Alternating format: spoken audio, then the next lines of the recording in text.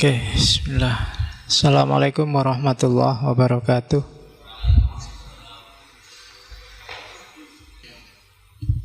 Bismillahirrahmanirrahim. Alhamdulillahirabbil alamin. Wa bihi nasta'inu ala umurid dunya waddin. Allahumma sholli wa sallim wa barik ala habibina wa syafi'ina sayyidina wa maulana Muhammadin wa ala alihi wa ashabihi wa ala manittaba'a huda ila yaumiddin. Amma ba'du. Bismillah, kita lanjutkan ngaji filsafat kita malam hari ini di sesi para syahid, para martir. Minggu lalu kita ketemu Abu Mansur Al-Hallaj. Malam ini kita ketemu Syekh Siti Jenar, semacam penerusnya tapi secara tidak langsung. Jadi sebenarnya saya tidak tahu kalian sudah pernah baca-baca atau sudah pernah ketemu atau belum sama beliau ini. Karena di toko buku hari ini banyak sekali, di perpus juga mungkin banyak referensi-referensi, materi-materi tentang Syekh Siti Jenar. Diskusi-diskusi juga banyak. Malam ini kita nukil sedikit saja ajaran-ajarannya Syekh Siti Jenar dengan kapasitas kita yang juga sedikit. Jadi sak nyampe ya kan. Jadi Siti Jenar itu semacam sawah yang luas. Sayangnya kita tidak punya traktor, kita punyanya ya cangkul tapi kecil lagi. Jadi saintu malam ini ya. Kalau mau tuntas pikirannya Siti Jenar juga agak berat. Di samping waktunya terbatas, yang ngaji dan di ngaji juga kapasitasnya terbatas. Oke, jadi harus itu. Terus Syekh Siti Jenar ini sangat terkenal memang karena kontroversinya dan juga gerakan sosial yang dia lakukan zaman itu. Saya menyebutnya gerakan sosial karena kalau dari aspek pemikiran, sebelum Syekh Siti Jenar banyak yang punya gagasan-gagasan mirip Syekh Siti Jenar. Bahkan beberapa wali songo menurut catatan saya, Sunan Bonang, Sunan Giri, bahkan Sunan Kalijogo, itu ajaran-ajarannya juga mirip-mirip kalau ditelaah secara serius. Hanya saja mungkin ada beberapa yang kalau di buku-buku itu, di sidangnya para wali itu, kesalahannya Syekh Siti Jenar adalah sama kayak Al-Hallaj kemarin, bongkar rahasia yang harusnya untuk orang-orang khawas disampaikan begitu saja pada orang-orang awam. Nah, problemnya di situ. Makanya nanti kalau ada yang tanya, ngaji Syekh Siti Jenar kok cuma isinya itu Pak? Loh, audiennya belum nyampe, makomnya belum khawas. Daripada saya dituduh menyebarkan ajaran sesat kan ya. Jadi kita main aman.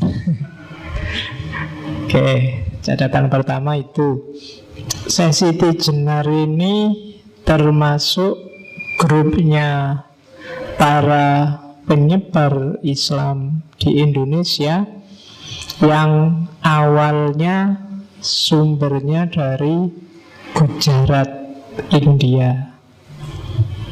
Gujarat ini bau Islamnya agak cenderung Persian, agak cenderung Syiah. Jadi kalau dirunut dari sejarah, jadi ada seorang mursyid Thariqah di Gujarat, Tarekat Satariyah, namanya Syekh Abdullah Khanuddin.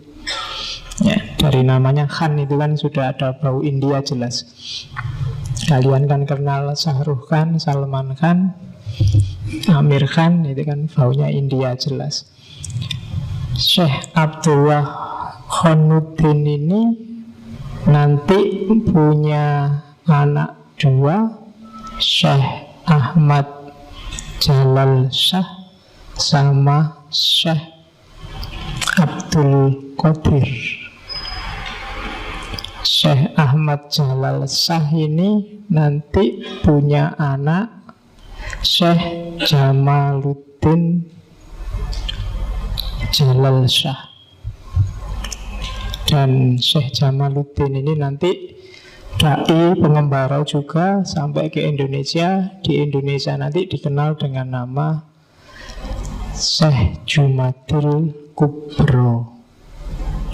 Yang Syekh Abdul Qadir nanti dari cabangnya satunya inilah nanti ada lahir Syekh Siti Jenar, namanya San Ali.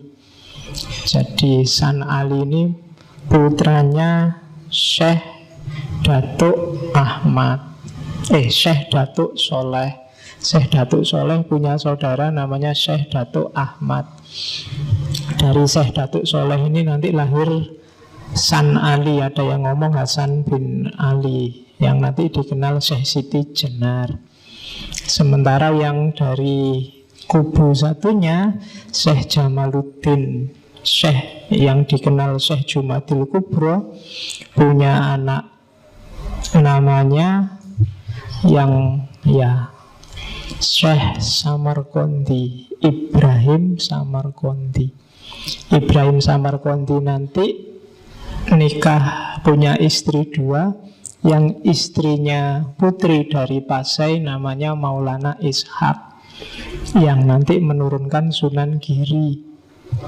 Kalau yang istrinya dari Cempa nanti punya anak dua, Syekh Ali Murtado sama Syekh Ali Rahmat. Syekh Ali Rahmat nanti dikenal sebagai Sunan Ampel dari Syekh. Sementara yang dari Syekh Ali Murtado nanti punya putra Usman Haji yang dikenal sebagai Sunan Ngundung. Dan dari situ nanti lahir Ja'far Shadiq, Sunan Kudus. Dan dari sayapnya Syekh Ali Rahmat tadi nanti lahir putranya Sunan Bonang, Sunan Derajat, dan menantunya Sunan Muria yang putranya Sunan Kalijogo. Oke, itu wali-wali. Kalian mesti sudah diajari, tapi lupa. Ya, nanti ada kubu satunya lagi yang kubu pedalaman. Keturunannya Raja Majapahit terakhir, Brawijaya Pamungkas, Kertabumi. Yang nanti dari situ lahir Sunan Kalijogo. Terah Islam pedalaman, yang tadi Islam pesisir. Oke, bismillah, kita lihat. Jadi ada banyak sekali mitos-mitos tentang Syekh Siti Jenar. Mulai dia berasal dari cacing. Kan ada itu cerita bahwa ada seorang tukang sihir yang kepingin nyuri ilmunya Sunan Giri. Ada yang bilang suatu ketika Sunan Bonang ini ingin menurunkan ilmu rahasia pada Sunan Kalijogo. Terus dia ke tengah danau, naik perahu. Nah, ajarannya nggak boleh didengar siapapun. Kebetulan yang dengar itu cacing. Nah, cacing ini nanti berubah jadi Syekh Siti Jenar. Kan ada yang kayak gitu. Jadi ada banyak cerita-cerita aneh, tapi ada sebabnya. Kenapa cerita-cerita mitos semacam itu muncul. Nanti kita lihat ya, dikit-dikit. Hampir semua tokoh martir kita, mulai Sokrates, minggu lalu Al-Hallaj, itu sebenarnya tereksekusi karena politik, tidak terutama karena ajarannya. Kita lihat. Kalau ini rentetan namanya, yang paling terkenal ya Syekh Siti Jenar, cuma dia kecilnya disebut San Ali, atau ada yang menyebut nama aslinya Hasan Ali Ansor. Ada juga nama Syekh Abdul Jalil. Ini diperoleh ketika ikut dakwah di Malaka. Terus ada juga nama Syekh Jabaranta. Itu ketika dakwah di Palembang, Sumatera. Ada juga nama Prabu Satmoto. Jadi Prabu Satmoto itu raja yang kelihatan oleh mata, raja yang kasat mata. Itu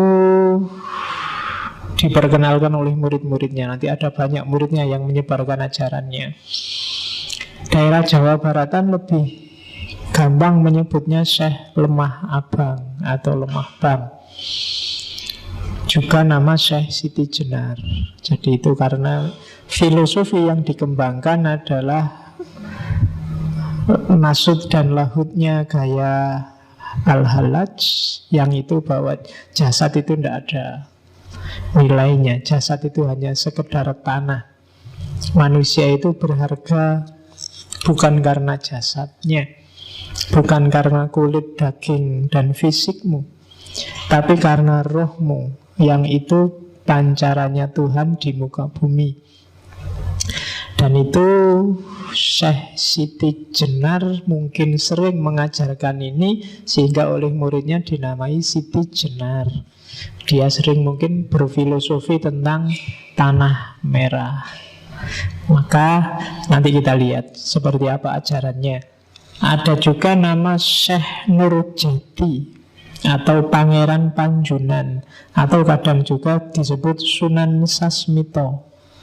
Ini adanya di Babat Cirebon. Variasi lain ada Syekh Siti Bang, Syekh Siti Brit, Syekh Siti Luhung, naskah-naskah Jawa Tengah. Kalau Ronggo Warsito menyebutnya Sunan Kajenar.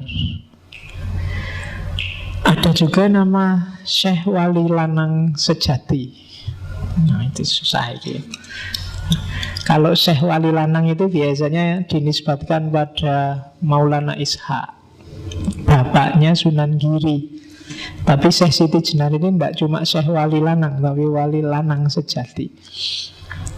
Ya, ada juga nama Syekh Jati Mulyo. Ada juga nama Syekh Sunyoto Jati Murti Susunan ing Lemah Abang. Gelarnya panjang ya.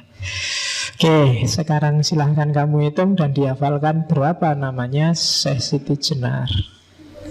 Ya kan kalau ada ujiannya kan kamu harus menghafalkan ini. Sebutkan nama-nama Syekh Siti Jenar dan alasannya. Nah, ya kan harus gitu, harus dihafalkan. Oke, kita lihat guru-gurunya. Guru pertama adalah Syekh Datuk Kahfi.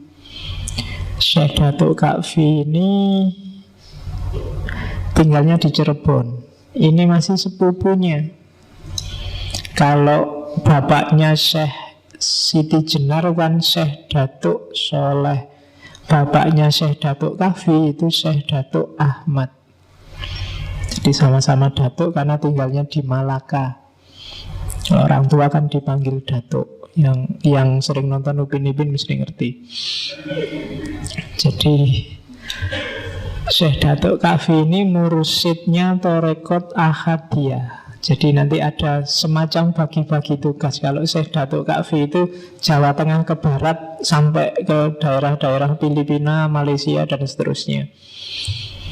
Sementara Maulana Malik Ibrahim itu Jawa Tengah ke timur sampai daerah Bali, Maluku, dan seterusnya. Itu pembagian wilayah dakwahnya. Sama-sama disebut mursyidnya Tarekat Ahadiyah. Nanti daerah-daerah India, Pakistan, dan sekitarnya, kemarin sudah saya sebut Syekh Ahmad Faruk Sirhindi, itu juga mursyid Tarekatnya Ahadiyah. Satu lagi ada yang namanya Syekh Ahmad Bilali, itu dari Muhammad Al-Bilali, itu dari daerah Hijaz dan sekitarnya, Arab Saudi dan sekitarnya. Itu bagi-bagi dakwahnya zaman itu. Karena di Asia kan Islam di daerah-daerah tertentu belum tersebar. Jadi guru pertamanya San Ali, Syekh Siti Jenar, itu Syekh Datuk Kahfi. Dari beliau Siti Jenar belajar banyak, khususnya untuk dasar-dasar ilmu keislaman.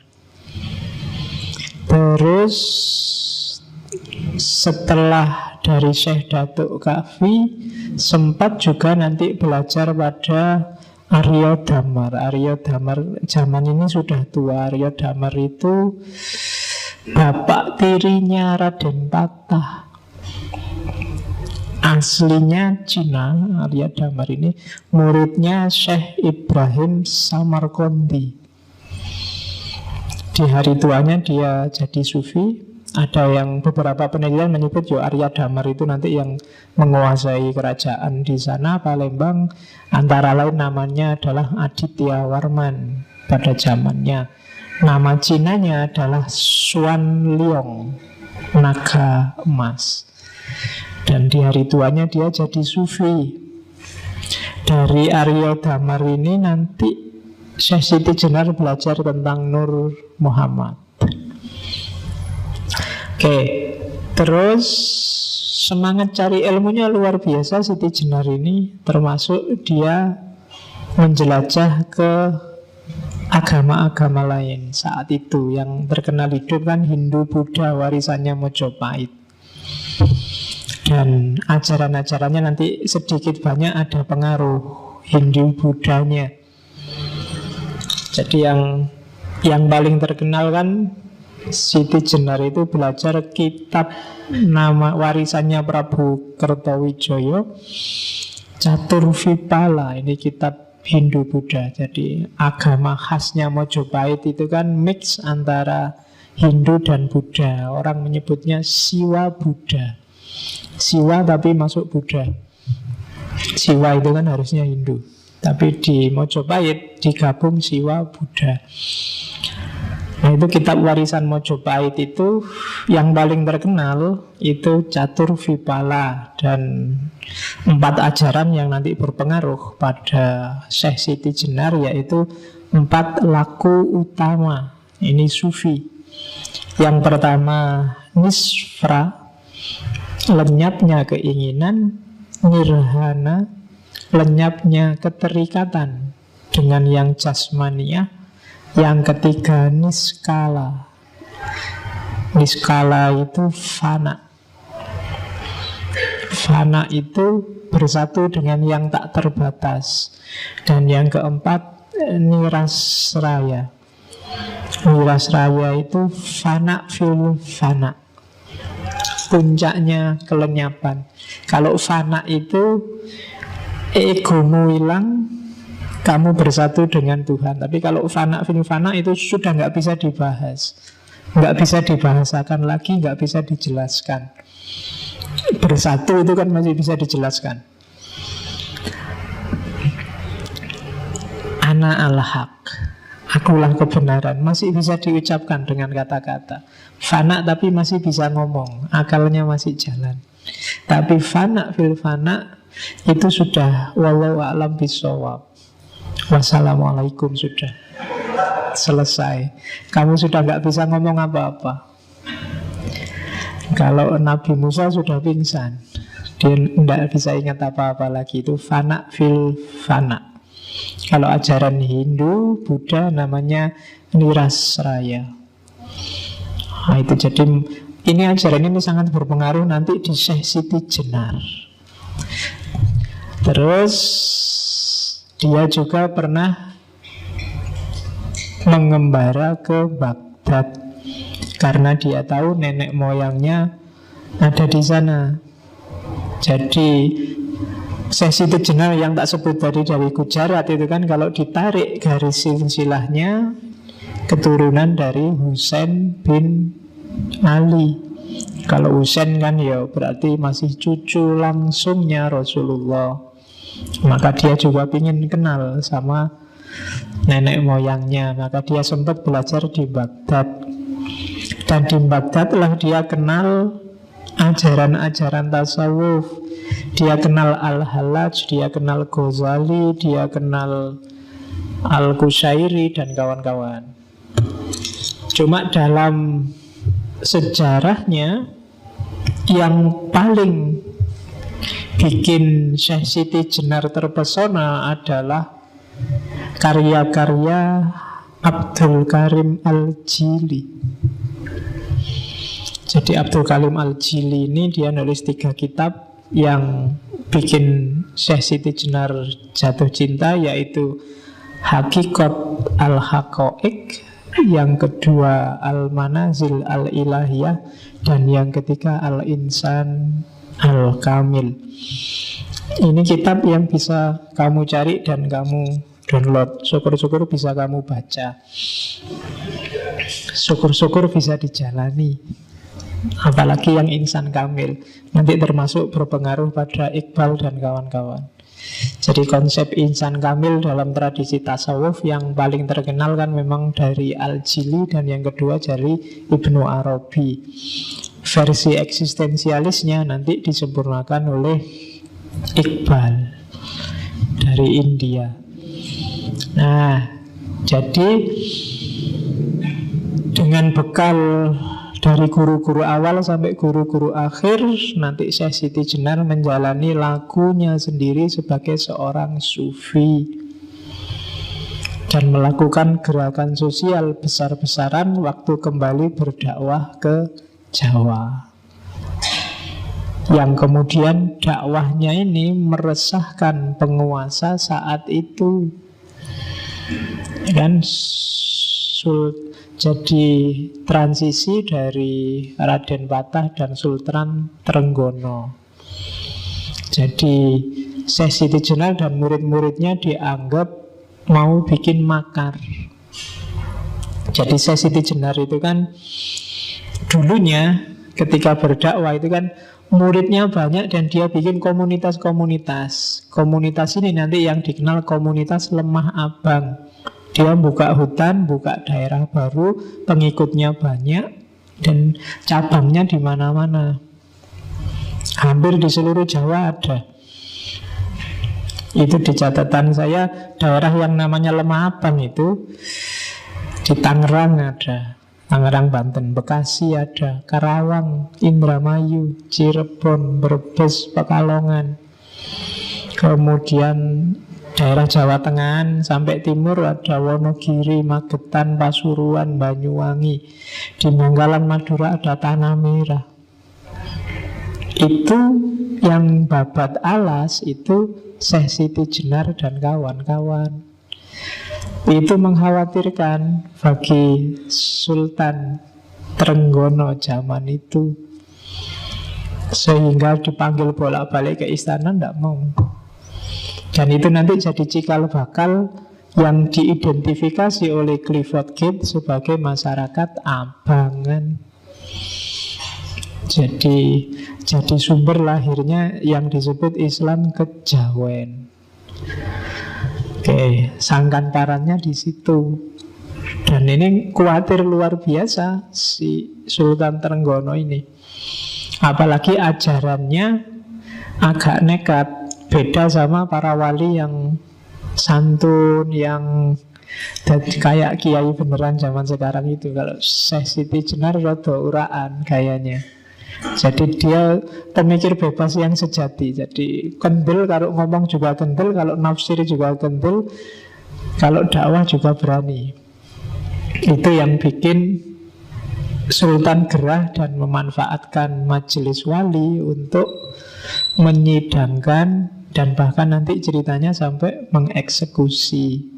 Meskipun ada banyak sekali versi apapun, tapi alur utamanya kelihatan bahwa Syekh Siti Jenar pada zamannya dianggap makar pada negara, khususnya negara Islam saat itu, atau yang anggap dirinya sebagai negara Islam, dengan gayanya masing-masing. Oke, jadi itu settingnya seorang Siti Jenar. Saya tidak tahu kalian memahaminya seperti apa selama ini. Biasanya yang tidak dalam membacanya, yes, intinya Siti Jenar itu Surodo pemberontak, ajarannya sesat, terus dieksekusi oleh para wali yang ajarannya lurus, kan itu. Atau paling tidak mungkin di pemahamanmu selama ini kita tidak nyampe Siti Jenar itu salah, wong ajarannya orang khusus kok diajarkan pada orang awam. Yo, walau alam bisawab, tapi alurnya sebenarnya sudah kelihatan. Ada politik yang bermain di situ, sama kayak kasusnya Al-Hallaj atau Sokrates 2 minggu kemarin, termasuk minggu depan. Minggu depan rencananya kita ngomong martir juga, cuma biar nggak Islam terus yang dieksekusi. Minggu depan kita cari martir dari agama lain. Kita ketemu martir yang perempuan. Selama ini kan laki-laki, ada loh martir perempuan. Bahkan eksekusinya jauh lebih tragis, karena dikeroyok orang sak kota. Namanya dari tradisi Kristen Romawi kuno, namanya Hipatia, filosof perempuan awal. Kita ketemu minggu depan. Oke, hari ini masih lemah abang dulu. Oke ya, dan coba ceklah, jangan-jangan Jakarta itu ada satu tempat namanya Tanah Abang. Ya, lo iya, itu ada kemungkinan juga nyambung sanadnya sampai ke Syekh Siti Jenar. Carilah bekas murid-muridnya di sana. Sopo ngerti ada, sekarang banyak Cinanya di sana. Jangan-jangan keturunannya Arya Damar tadi. Oke, jadi itu setting sosial seorang Siti Jenar. Kita mulai melihat pikirannya. Nggak usah terlalu lama di trik-trik politiknya. Ajarannya Syekh Siti Jenar itu dikenal sebagai ajaran Sasahidan. Satu akar kata sama syahadat. Jadi kesaksian yang tidak sekedar bersaksi, tapi juga sadar akan hakikat dirinya, hakikat Tuhannya, hakikat kehidupan ini, hakikat alam semesta. Cuma syahadatnya agak kontroversial. Jadi ini kayak syahadat versi Al-Hallaj, syahadat versi Manunggaling Kawula Gusti. Jadi bayangkan itu kalimatnya. Yang ngerti Jawa mesti bisa merasakan dahsyatnya kalimat itu. Ingsun anekseni ing dat ingsun dhewe. Satuhune ora ana pangeran namung ingsun. Lan nekseni ingsun setuhune Muhammad iku utusan ingsun. Iya sejatine kang aran Allah iku badan ingsun. Rasul iku rasaning sun. Muhammad iku cahyaning sun. Iya ingsun kang eling tan kena ing lali. Ya ingsun kang langgeng ora kena owah gingsir ing kahanan jati. Yang nggak ngerti Jawa ada subtitlenya nggak di situ? Ya. Ya ingsun kang waskita ora kasamaran ing sawiji-wiji. Ya ingsun kang amurba wisesa kang kuwasa wicaksana ora kekurangan ing pangerti. biar, sampurno, padang, terawangan, ora krasa apa-apa, ora ana keton apa-apa. Mung ingsun kang nglimputi ing alam kabeh kalawan kodrat ingsun. Itu syahadatnya Sasahidan. Sama sebenarnya penjelasannya ya agak mirip aja anak al-haqnya Al-Hallaj minggu lalu, karena sumber ilmunya mungkin sama. Jadi kalau Syekh Siti Jenar ngomong ingsun, itu nunjuknya bukan ingsun yang fisik aku yang ada ini, tapi ingsunnya itu ingsunnya Allah. Orang jadi salah paham karena ingsun di situ ditafsirkan Siti Jenar yang manusia. Padahal kalau pakai filsafatnya hululnya Al-Hallaj kemarin, ingsunnya itu ingsun akunya Allah. Karena yang berhak bilang aku hanya Allah.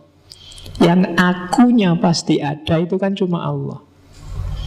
Akuku ini kan nggak mesti ada. Akuku itu ada karena adanya akunya Allah. Akuku itu tidak sejati. Fisikku ini tidak ada gunanya kan. Kalau bagi Syekh Siti Jenar, fisik kita ini bangkai, mayat. Ketika ditinggalkan Allah, tidak ada orang mau menyentuh kita. Katanya Syekh Siti Jenar malah najis. Jadi fisik itu tidak ada ini. Jadi kalau dia bilang aku, bukan aku yang fisik ini, berarti aku yang rohani. Dan aku yang rohani itu wa nafakha fihi min ruhi, bagian dari ruhnya Allah. Jadi kalau saya bilang aku, pasti yang dirujuk bukan yang fisik ini. Wong ini cuma asalnya dari tanah, besok kembali ke tanah merah. Ya kan? Tapi aku yang rohani, dan akuku yang rohani itu hakikatnya adalah Allah. Kok kamu nggak nemu Allah dalam dirimu, berarti kamu sedang gelap. Ya kan? Nur Muhammad nggak mencapai dirimu. Biar Nur Muhammad mencapai dirimu, bergeraklah mendekat ke Nur Muhammad. Nur Muhammad itu makhluk paling dekat sama Allah karena dia limpahan pertama. Biar dirimu terang. Kalau kamu terang, kamu bisa tahu Allah yang ada dalam dirimu. Nah itu filosofi dari Syekh Siti Jenar. Mirip sama Al-Hallaj, mirip sama Abu Yazid Bustami, mirip sama Ibnu Arabi. Maka saya bilang dia bukan orang yang pertama yang ngomong semacam ini. Bahkan para wali yang lain pun insya Allah ngerti ajaran ini. Cuma mungkin karena pertimbangan masyarakat muslim yang belum dewasa, yang hampir semua masih mu'alaf. Yo harus, yo kayak Nabi Muhammad awal kan Islam ketika didakwahkan ke masyarakat Arab kan Islam yang sangat material. Lakukan ini pahalanya sekian, lakukan itu kan sebenarnya untuk mancing orang biar mau. Setelah mau biar dia merasa. Setelah dia merasa harusnya sudah tidak terikat lagi pada yang fisik. Nah itu maunya Syekh Siti Jenar dan kawan-kawan. Cuma para wali pertimbangannya mungkin dakwah. Oke, sehingga Syekh Siti Jenar dengan dukungan politik akhirnya harus dieksekusi. Merusak imannya masyarakat yang masih belum cerdas. Sama kayak Sokrates kemarin, sama kayak Al-Hallaj. Oke, jadi syahadatnya namanya syahadat Sasahidan. Ini bagi muslim yang syariat kaku, ini murtad luar biasa. Ya kan? Ini kafir mughaladzah ini sudah. Iya, sudah.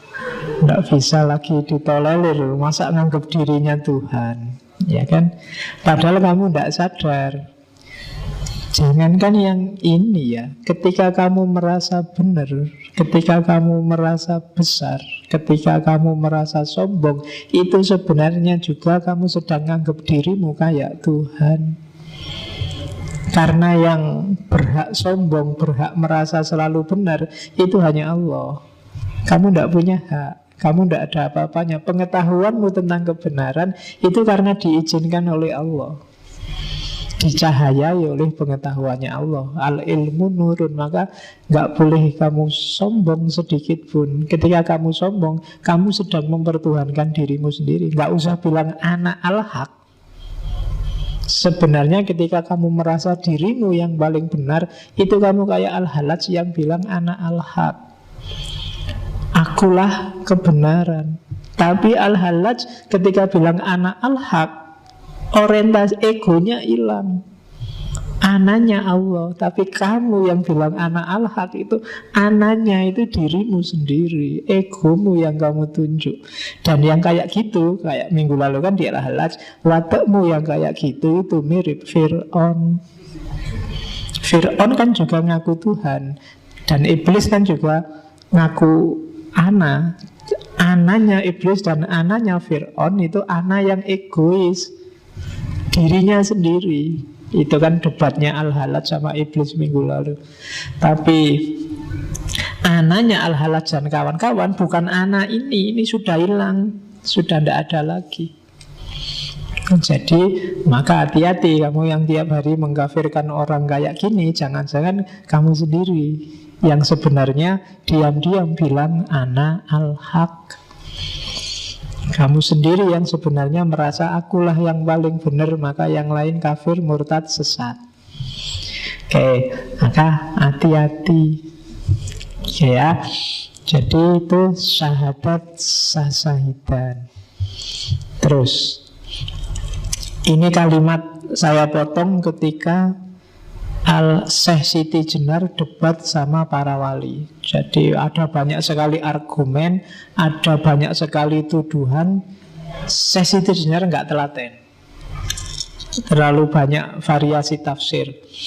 Terus dia mengkasih kata, marilah kita bicara yang terus terang. Ini tak terjemah bahasa Indonesia ya, kalau Jawa kayak tadi kamu pening. Ya, ingsun ini Allah, akulah Allah itu. Akulah yang disebut Prabu Satmata. Tidak ada lain yang bernama Allah. Saya menyampaikan ilmu tertinggi yang membahas ketunggalan. Ini bukan badan. Jadi aku itu yang tak maksud bukan badan ini. Selamanya bukan, karena badan itu tidak ada. Yang kita bicarakan ialah ilmu sejati. Dan untuk semua orang kita membuka tabir. Jadi ini setelah diskusi panjang dengan para wali, dia jengkel. Ya wis, yang bilang ingsun Allah, ya wis akulah Allah. Tapi aku bukan badan ini. Jadi yang sejati, yang Allah itu bukan badan ini. Ini wadak fisik. Jadi katanya Siti Jenar, ilmu ini nanti yang tak ungkap ke masyarakat, buka tabir. Jadi para wali ditantang, yang kayak gini salah nggak? Maksudnya gitu kan. Isinya yang diajarkan salah nggak?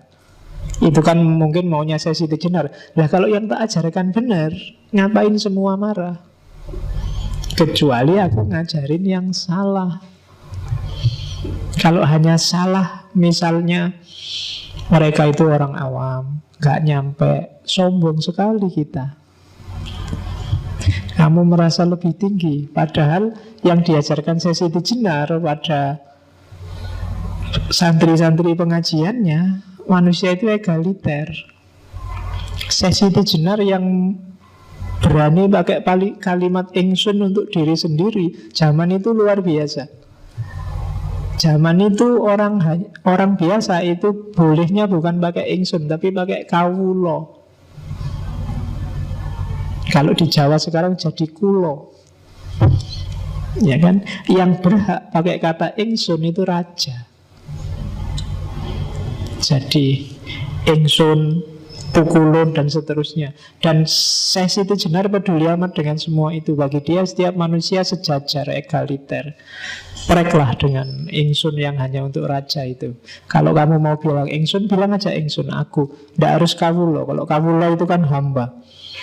Tidak ada raja dan hamba di dunia ini. Kita sejajar. Di atas kita hanya Allah. Itu yang diajarkan di Lemah Abang. Dan ini kan yang bikin telinganya raja panas. Masa itu kemarin kata-kata milikku sekarang mau dipakai semua orang. Jadi rebutan kata. Ya kan? Kemarin kan juga ada rebutan kata-kata Allah itu kan, di Malaysia, yang oleh pengadilan diputuskan kata Allah itu hak miliknya orang Islam. Yang Kristen jangan berani-berani pakai kata Allah. Kan gitu keputusannya di Singapura. Persis di era ini. Simbol-simbol arogansi, simbol-simbol perbudakan, simbol-simbol hierarki manusia dan penindasan manusia atas manusia. Dia mengkritik feudalisme zaman itu.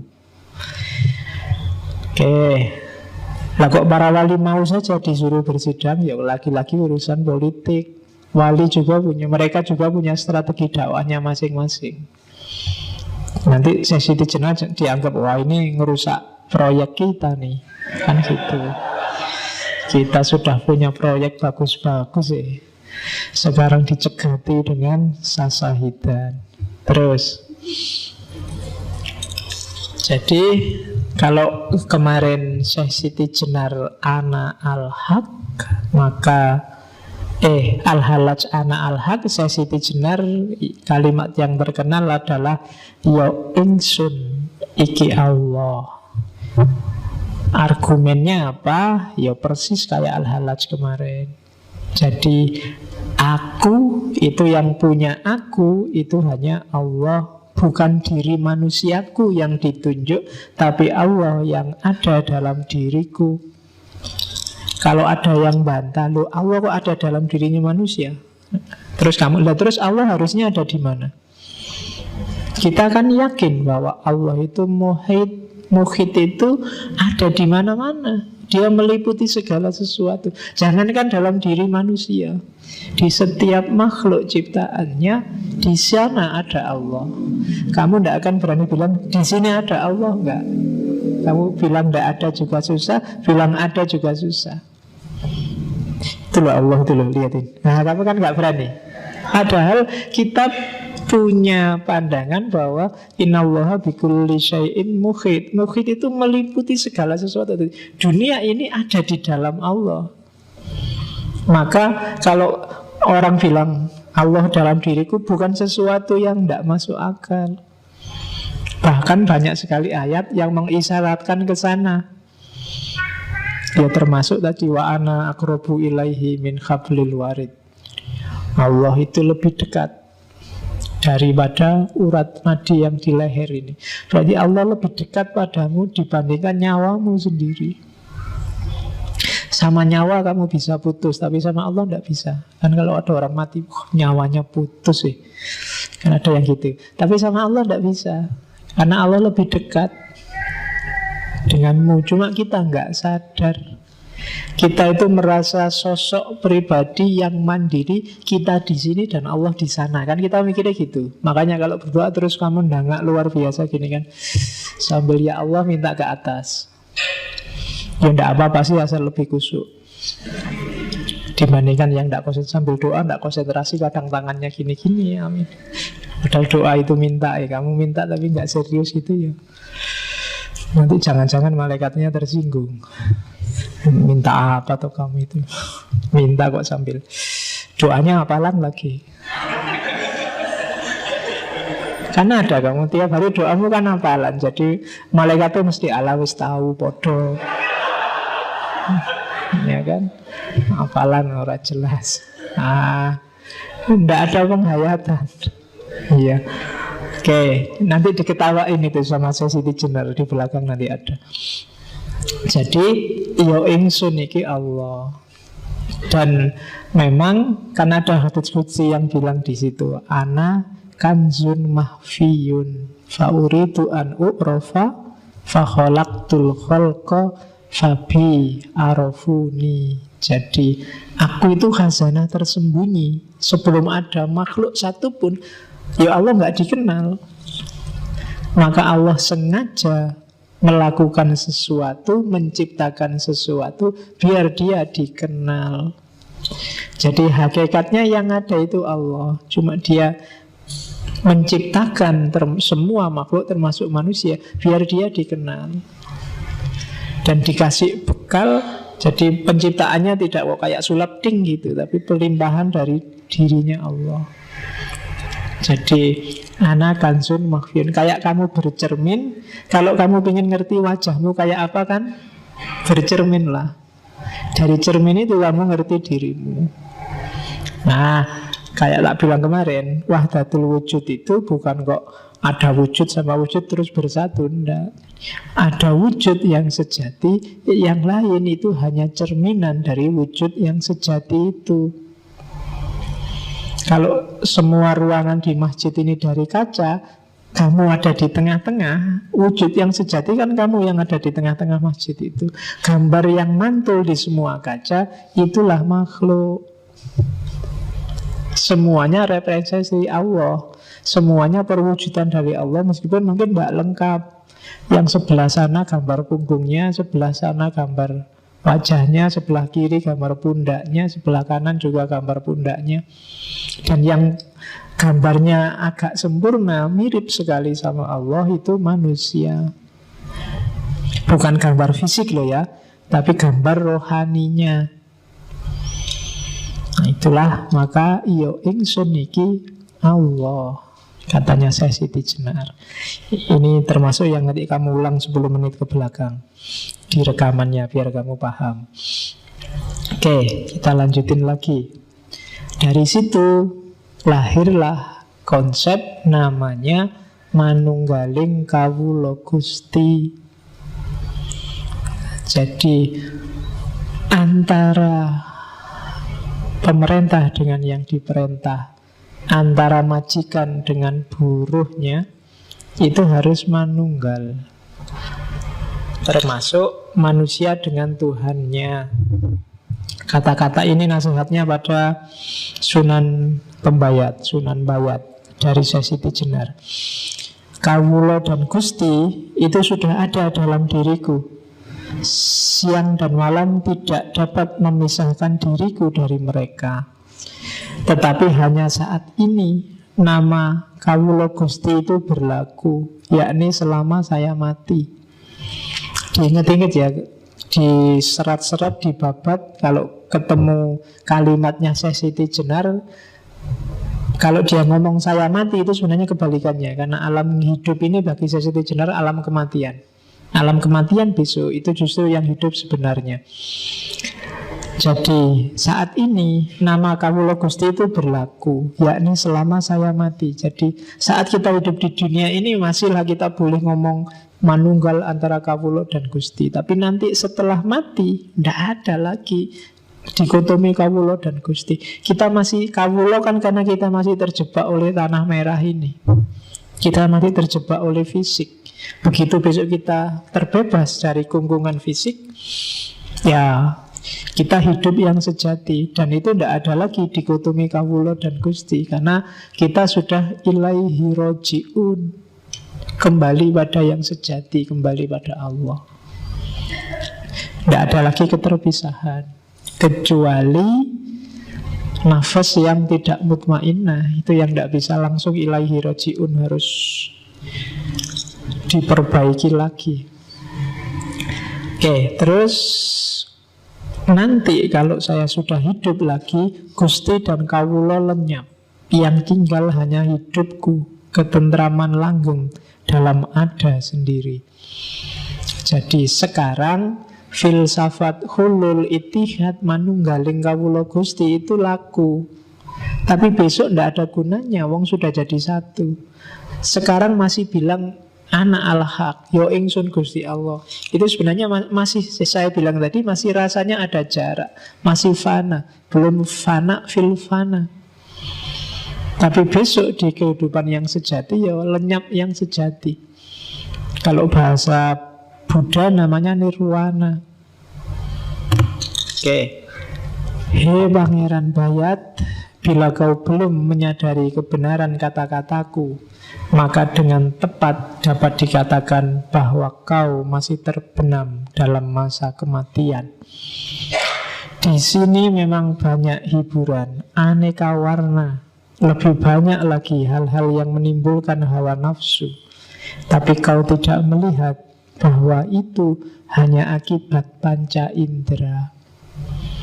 Itu hanya impian yang sama sekali tidak mengandung kebenaran dan sebentar lagi akan lenyap. Gilalah orang yang terikat padanya. Tidak seperti Syekh Siti Jenar. Saya tidak merasa tertarik, tak sudi tersesat dalam kerajaan kematian. Satu-satunya yang kuusahakan ialah kembali kepada kehidupan. Jadi ini ya makomnya memang sudah tinggi. Ya tidak usah diukur sama kalian, masih panjang jalanmu. Ya syukur-syukur sedikit-sedikit. Meskipun masih belum bisa merasakan untuk bisa semakom sama Al-Halaj atau semakom sama Siti Jenar, ya sidik-sidik lah melangkah mendekat ke sana. Karena memang hidup kita kan harus muter dari innalillahi wa inna ilaihi tadi. Kita harus kembali ke Allah. Jadi saya selalu bilang di banyak kesempatan, apapun yang kita lakukan, apapun yang kita ucapkan, ilmu apapun yang kita dapatkan, harusnya bisa selangkah atau setengah langkah atau seperempat langkah semakin dekat pada Allah. Jadi tidak boleh ada yang bikin kita malah semakin jauh. Apa-apa yang diingat Allah.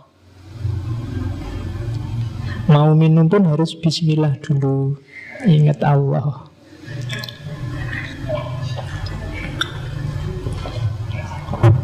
Jadi biarkan teh ini membawa kita sedikit lebih dekat pada Allah.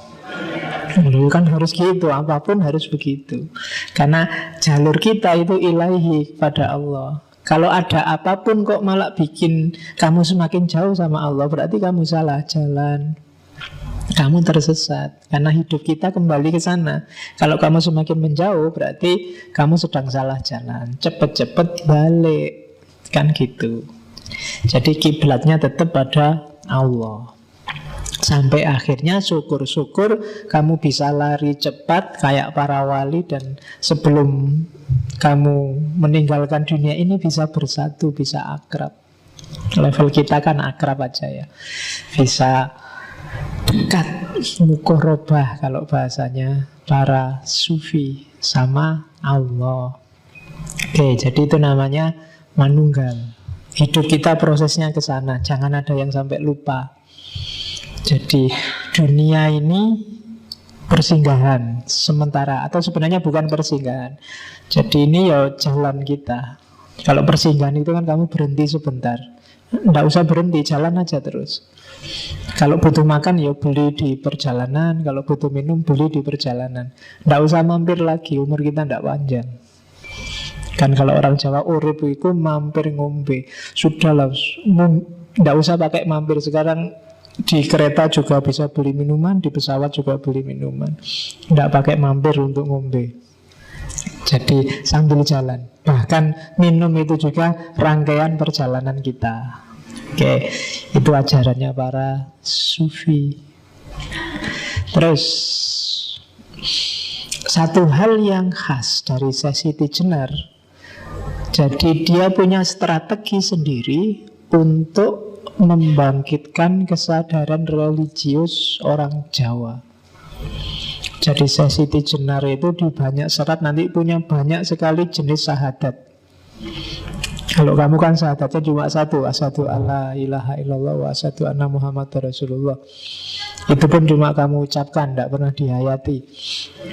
Itu pun cuma di bibir kan, tidak pernah. Jadi yang syahadat mulutmu, rohmu belum syahadat. Hidupmu belum syahadat. Di catatan saya itu ada namanya syahadat sekarat, ada syahadat paleburan, ada syahadat sejati, ada syahadat sekarat wiwitaning pati, ada syahadat sekarat hati atau syahadat Nur Muhammad, ada syahadat panetep panotogomo, ada syahadat pecating nyowo, dan seterusnya. Dan itu nanti isinya beda-beda. Saya nggak sempat kalau tak taruh satu-satu di sini kamu nanti malah bingung. Syahadatmu tetap itu aja, tapi dengan gayanya Siti Jenar. Jadi menurut Siti Jenar, syahadat itu adalah kondisi roh, bukan sekedar ucapan lisan. Jadi bukan hanya lisan, rohnya ikut, yang lahir dari akal, akalnya ikut, dan hatinya ikut. Dan tidak harus bahasa Arab. Hampir semua syahadatnya campuran, susunannya Arab dan Jawa, biar murid-muridnya ngerti. Jadi syahadatnya rohnya. Hidupmu itu harus melambangkan syahadat. Berarti Allah nomor satu, Rasul panutanmu yang utama. Jadi tunjukkanlah bahwa kamu sehari-hari itu percaya Allah itu ada. Kalau kamu galau, sumpek, stres, itu menunjukkan kamu tidak terlalu percaya bahwa Allah itu ada. Kalau kamu nakal, mursal, sakarepmu dhewe, itu juga menunjukkan kamu tidak percaya bahwa Allah itu ada. Kamu belum syahadat. Jadi syahadat itu ada dalam kondisimu yang percaya 100% bahwa Allah itu ada dan main dalam hidupmu. Selama ini mungkin kamu hanya yakin Allah itu ada, tapi bahwa Allah bermain dalam hidupmu itu biasanya agak timbul dan tenggelam. Kalau pas lagi sumpah itu baru kamu ya Allah sedikit. Tapi kalau lagi seneng enggak, kalau lagi biasa-biasa enggak. Jadi apa? Berarti kesadaranmu timbul tenggelam. Kamu belum bersyahadat. Karena ada ceritanya muridnya Sunan Kalijogo, aslinya muridnya Sunan Bonang, terus nyebrak dari muridnya Sunan Kalijogo, namanya Syekh Janggung, yang begitu diuji syahadat. Jadi satu ketika Sunan Bonang uji santri-santrinya untuk syahadat, yang lain fase-fase semua syahadatnya. Syekh Janggung ini, ayo giliranmu Syekh Janggung syahadat. Dia tidak baca syahadat, tapi terus keluar, naik pohon yang paling tinggi, terus menjatuhkan diri ke bawah dan selamat. Nah, ya kan? Jadi itu sebenarnya dia ingin menunjukkan pada gurunya, saya yakin 100% Allah itu ada. Kalau belum waktunya mati, ya tidak mati. Kalau mati, ya memang sudah waktunya. Ayo, kamu berani nggak kayak gitu? Ya kan? Nanti di depan itu kan ada pohon besar itu. Saya percaya Allah itu ada. Kalau belum waktunya ya enggak. Kalau sudah waktunya mau menghindar kayak apapun ya enggak akan menghindar. Kenapa kamu nggak berani sekarang? Karena memang belum waktunya, Pak. Kan gitu. Oke, jadi itu namanya syahadat roh. Jadi rohmu yang syahadat, maka hidupmu coraknya syahadat tadi. Kalau ada masalah apapun, nggak usah galau, Allah masih ada. Kalau kamu sedang bahagia karena apapun juga, nggak usah berlebihan. Kamu dapat pujian banyak orang juga, nggak usah gaya. Yang layak dipuji Allah. Kalau kamu bisa sebagus itu sehingga dipuji orang, itu kan karena izinnya Allah. Kamu dipinjemi beberapa kualitas bagus oleh Allah. Maka jangan bosen-bosen bilang alhamdulillah. Semua yang kamu nikmati sekarang itu emangnya hasil karyamu. Kalau kamu pinter, pikiranmu kan sebenarnya dapat pancaran nur dari Allah. Kalau kamu cakep, itu dulu yang merancang dirimu kan juga Allah. Ayah ibumu gak merancang. Tiba-tiba kamu lahir jadi cakep. Kalau kamu merasa jelek, itu kamu mikirnya kurang panjang. Pasti cakep. Apa ada orang jelek? Kan gak ada. Cakep dan jelek itu kan urusan standar, bukan urusan hakikat. Jadi kalau standar itu kan bisa, tiap orang punya standar beda-beda. Yang kamu anggap jelek, ya siapa ngerti bagi yang lain sangat jelek. Oke, enggak seperti yang lain bagus. Ya, oke, ya. Dan lagian itu kan kalau fisik kan katanya saya itu jenal fisik itu apa? Itu cuma bangkai, itu cuma mayat. Hakikatnya fisik memang bangkai. Ketika dia ditinggal roh, ya kembali ke asalnya bangkai. Jangankan nunggu sehari, 1 jam aja. Secakap apapun orang, kalau rohnya sudah pergi, siapa berani mendekat? Ya kan?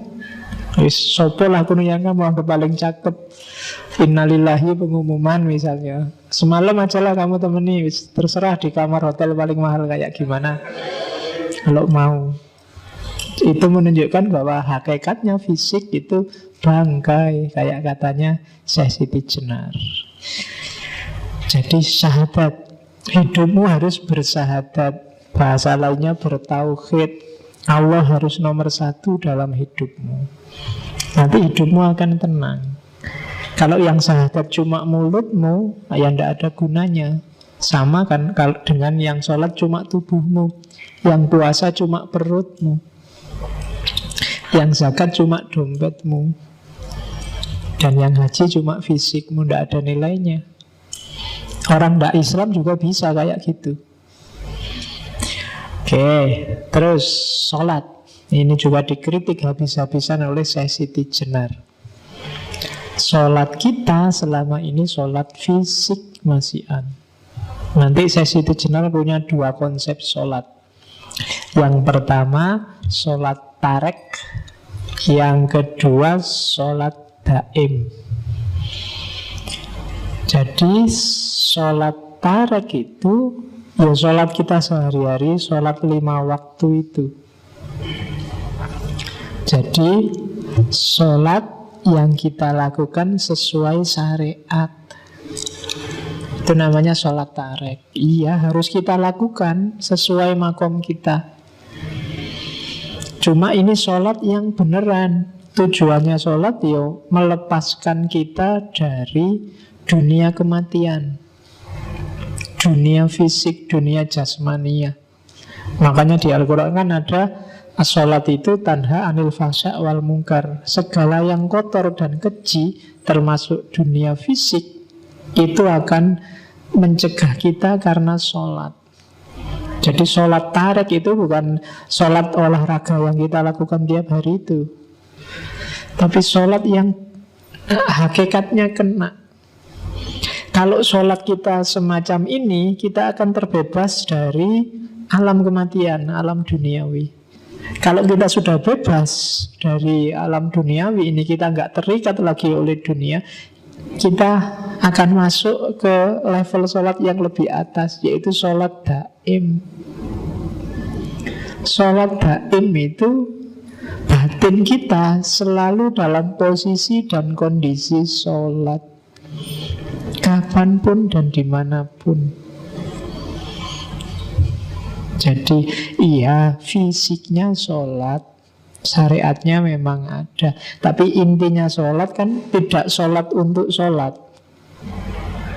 Nah, kalau sholat kita bagus, kita akan masuk jenjang sholat lebih tinggi.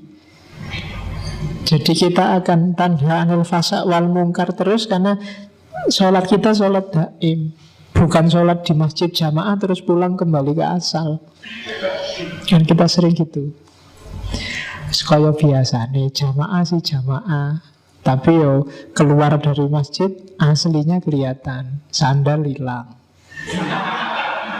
Iya, jadi kan gitu. Sholat sih rajin, tapi korupsi juga rajin, tidak apa-apa, dosa kecil. Nanti rontok sendiri kan gitu kamu.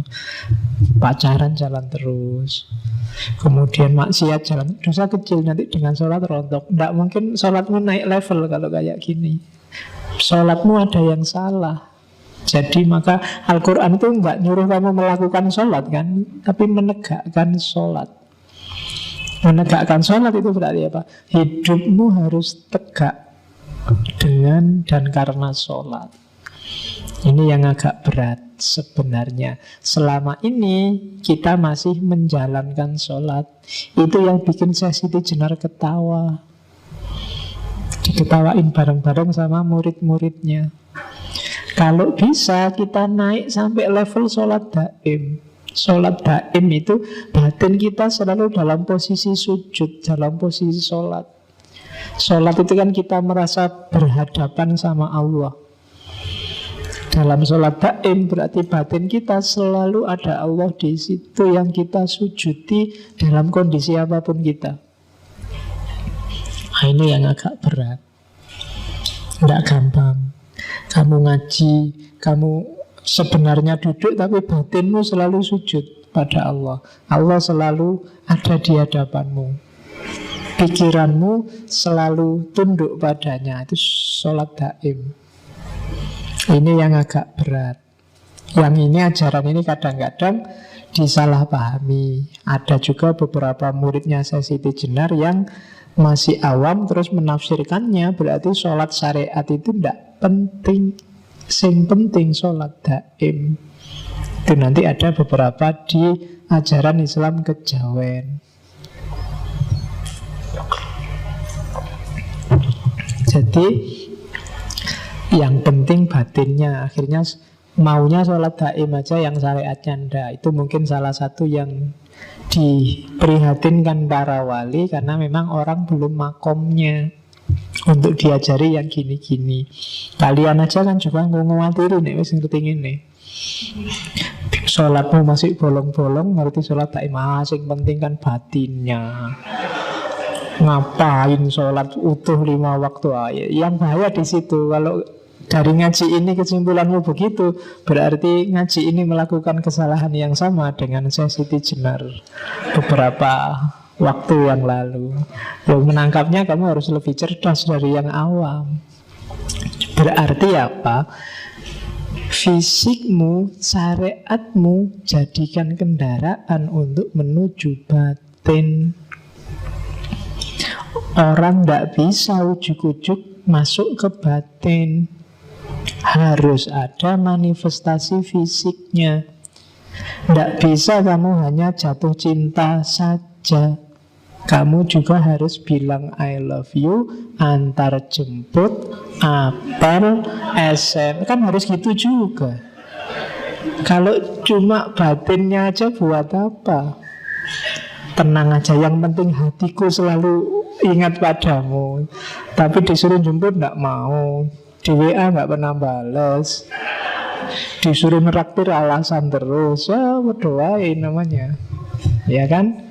Tidak ada gunanya. Jadi batin ya butuh lahir medianya, ya kan? Sama tidak ada nilainya rajin antar jemput, sering neraktir, WA-an tiap hari, tapi tidak ada cinta sama sekali. Itu lebih tragis lagi, ya kan? Sudah antar jemput tiap hari, terus kita temen aja ya. Ya wis, nasibmu itu. Oke. Nah, positioningnya sholat daim dan ajaran-ajaran sufi kan di situ. Orang terus yang nangkep jadinya salah paham, syariatnya ditinggal. Sing penting eling hatinya selesai. Nah, itu trouble. Oke. Itu potongan dari seratnya saya Siti Jenar. Pada waktu saya sholat, budi saya mencuri. Pada waktu saya zikir, budi saya melepaskan hati, menaruh hati pada seseorang. Kadang-kadang menginginkan keduniaan yang banyak. Itu kalau aku yang tanah ini. Lain dengan zat Allah yang bersama diriku. Nah, saya inilah yang maha suci, zat Maulana yang nyata, yang tidak dapat dipikirkan dan tidak dapat dibayangkan. Jadi sholat yang hanya fisik itu bisa jadi pada waktu saya sholat budi saya mencuri. Ya kayak tadi, sholatnya khusyuk tapi sandal hilang, kotak masjid kadang-kadang juga bisa hilang. Ya kan? Pada waktu saya zikir, budi saya melepaskan hati. Zikirnya hanya di mulut. La ilaha illallah 100 kali, tapi hidupnya sama sekali tidak la ilaha illallah. Sangat banyak yang kamu pertuhankan selain Allah. Itu berarti apa? Budimu melepaskan hati, menaruh hati pada seseorang. Kadang menginginkan keduniaan yang banyak, ingin kaya, terus kamu banyak-banyak baca surat Al-Kahfi, baca surat Al-Mulk, baca. Tujuannya apa? Biar kaya. Itu eman-eman. Itu loh. Dengan kahfimu sebenarnya targetnya sangat duniawi. Itu yang diprihatinkan oleh Syekh Siti Jenar. Capek-capek sholat, akhirnya cuma berdoa, ya Allah, jodoh saya dekatkanlah. Eman-eman kalau hanya cuma minta itu. Allah bisa ngasih jauh lebih dahsyat dan lebih besar daripada itu. Itu yang dinasihatkan oleh Syekh Siti Jenar. Oke, kita tidak ngerti dari mana dan akan kemana, maka kita melenceng-melenceng jalurnya. Harusnya tetap ilahi, cuma Allah sudah ngasih banyak sekali kendaraan. Kalau kamu pengen ketemu aku, pakai sholat. Pengen hartamu bersih, bisa dekat sama aku, pakai zakat. Cuma kendaraan-kendaraan ini tidak kita pakai untuk jalan menuju Allah, tapi jalan menuju dunia. Itu yang diprihatinkan oleh Syekh Siti Jenar. Gimana agama kok jadi alat untuk dunia? Problemnya di situ. Sama juga puasa, zakat, haji. Itu ada kalimatnya panjang. Sahadat, sholat, dan puasa itu sesuatu yang tidak diinginkan. Jadi tidak perlu. Adapun zakat dan naik haji ke Mekah, itu semua omong kosong, palsu kabeh. Itu seluruhnya kedurjanaan budi, penipuan terhadap sesama manusia. Orang-orang dulu yang menuruti aulia karena diberi harapan surga di kelak kemudian hari, itu sesungguhnya keduanya orang yang tidak tahu, baik aulianya maupun orang-orangnya. Lain dengan saya, Siti Jenar. Tidak pernah saya menuruti perintah budi, maksudnya perintah akal. Bersujud-sujud di masjid mengenakan jubah, pahalanya besok saja. Bila dahi sudah menjadi tebal, kepala berbelulang, sesungguhnya ini tidak masuk akal. Di dunia ini semua manusia sama. Mereka semua mengalami suka duka, menderita sakit dan duka nestapa. Tiada beda satu dengan yang lain. Oleh karena itu saya, Siti Jenar, hanya setia pada satu hal saja, yaitu Gusti Zat Maulana. Jadi bagi Siti Jenar, semua ibadah yang tidak demi Zat Maulana itu palsu. Ketertipuan budi, bahasanya dia kedurjanaan budi. Akal yang durjana, akal yang jahat, menyelewengkanmu dari yang hakiki. Jadi kamu setia, kamu mengabdi pada yang selain Allah, termasuk surga. Surga itu tipuan, katanya Siti Jenar. Itu permen untuk anak kecil. Ya kan? Kayak adikmu sholat yuk, nanti tak kasih permen, itu surga. Jadi jangan berhenti di situ. Kita itu yang saya bilang tadi, inna lillahi wa inna ilaihi, hinya Allah, bukan jannah. Jadi surga neraka bukan itu. Kalau ada aulia meyakini itu, katanya Siti Jenar, baik aulianya maupun umatnya itu sama-sama tidak tahu. Ya tak tulis tidak tahu, karena kalau pakai bahasa Jawa yang itu kasar. Ya bahasa Jawa ini gak ngerti itu kan bodoh. Kalau bodoh kan rapena, mungkin goblok lebih halus. Ya, jadi Syekh Siti Jenar mengkritik itu. Jangan suka dengan yang kepalsuan deh. Emangnya Allah butuh sholatmu, butuh zakatmu, butuh hajimu? Kan enggak. Kamu yang butuh. Butuhnya untuk apa? Untuk mendekat ke Allah, menemukan kesejatian. Karena kesejatian hidup kita itu Allah. Begitu ketemu Allah, semua yang lain enggak penting lagi, termasuk dirimu sendiri. Maka kalau ada yang tanya, kamu di mana? Enggak ada. Yang ada hanya Allah. Makanya kan ada cerita waktu Sultan Trenggono ngirim utusan ke Pengging. Pengging itu tempatnya, pusatnya kajiannya Syekh Siti Jenar dengan muridnya. Syekh Siti Jenar dipanggil para wali dan sultan. Jawabannya Siti Jenar nggak ada, yang ada Allah. Besoknya lagi disuruh balik. Ya kalau gitu Allah dipanggil para wali. Datang lagi utusnya, Syekh, Allah dipanggil para wali. Jawaban Siti Jenar, Allah nggak ada, yang ada Siti Jenar. Wali-wali stres pokoknya musuh Siti Jenar itu. Susah. Akhirnya ya wis lah, dipanggil semua. Allah dan Siti Jenar dipanggil ngadep para wali. Akhirnya menghadap. Ya, yo dari Pengging ke Demak, ya lumayan. Pengging itu kan di sekarang daerah sekitar Boyolali situ. Saya lupa daerah-daerah Banyudono situ, kecamatan situ. Itu dulu Pengging. Yang ada di situ muridnya Syekh Siti Jenar, Ki Ageng Pengging kedua, Pengging Anom. Kalau Pengging Sepuh itu putranya Brawijaya Pamungkas, Pangeran Handayaningrat, dikenal sebagai Ki Ageng Pengging Sepuh, yang waktu perang antara Demak dan Mojopahit dia tewas oleh Sunan Nguntung tadi. Sunan Nguntung itu putranya Syekh Ali Murtado, dan dia punya anak 3, Kebo Kenongo yang nomor 3, yang nomor 2 Kebo Kanigoro, yang nomor 1 perempuan. Yang Kebo Kenongo ini nanti yang jadi Ki Ageng Pengging Anom. Kakaknya Kebo Kanigoro itu meninggal ketika tirakatan di Gunung Merapi.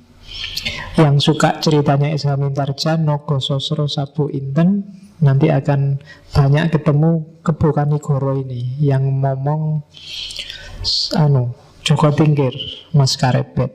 Dan Kebo Kenongo Pengging Anom ini kan nanti yang punya anak Mas Karebet, Joko Tingkir dalam sejarahnya. Dan beliau juga nanti tewas mirip kayak gurunya. Jadi karena tidak mau dipanggil menghadap ke Demak. Oke. Terus itu sejarah sebenarnya. Yang selanjutnya, kehidupan. Bagi Syekh Siti Jenar, hidup ini hakikatnya mati, seperti saya bilang tadi. Jadi dibalik. Jadi hidup inilah kematian, dan justru setelah kita mati, itulah hidup yang sejati.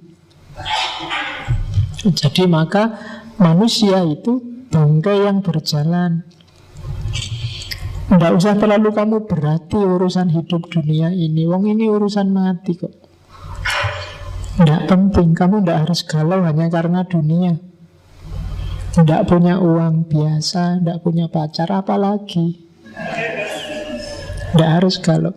Jadi ini dunia kematian, bukan dunia cahaya, bukan dunia kehidupan. Justru ini penjara bagi kita. Ruh kita terpenjara dalam fisik, sehingga terpaksa harus melayani yang jasmaniah dulu sebelum ketemu dengan kesejatian. Maka siapapun manusia yang membanggakan keduniaannya di level apapun, maka dia bodoh. Ini dunia gelap, dunia kematian. Oke. Dunia ini menggodamu. Jangan sampai kamu tergoda. Jadi kehidupan sejati adanya besok setelah kita mati. Ini juga yang kadang-kadang oleh para santrinya Siti Jenar dipahami secara berbeda.